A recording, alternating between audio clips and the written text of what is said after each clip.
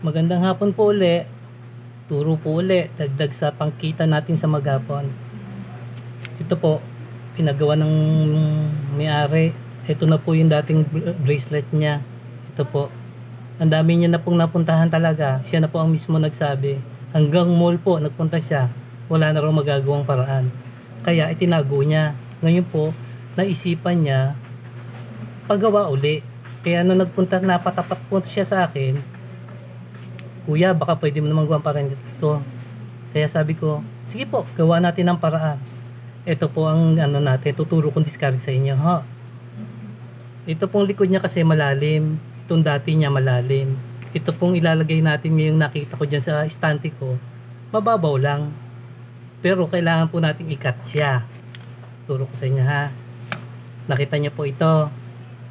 Ganon po, pag kinat natin, isusukat natin doon sa hangganan ng dalawa na yon. Pero malalim po ang butas nito, kaya lalaliman natin konti dito. Dito, sa gilid po. Lalaliman natin ng konti. Yan. Yan. Laliman natin ng konti. Pagka nalaliman na po natin, no, pinakikita ko lang po sa inyo para makapag-isip kayo ng mga diskarte para maganda yung maghapon natin. Hindi masasayang ang customer natin. O, nakat ko na po. Yan, ilalagay ko na po itong isa. Pag nilagay po nyo, pag eksakto na po siya, okay na po siya. Napakasimple lang po. Ikinat ko lang.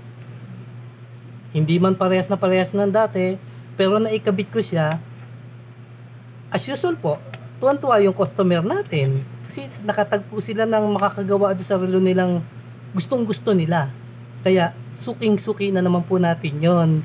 Yun po sinasabi ko sa inyo, gawa natin ng paraan. Kasi tayo po ang didiskarte talaga sa relo nila.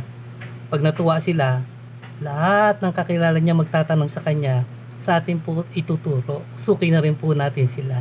O, naikabit ko na po, di ba? Ayun po, may sobrang konti.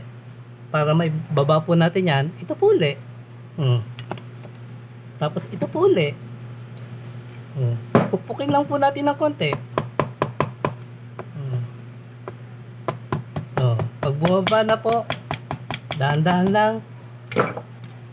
okay na po siya.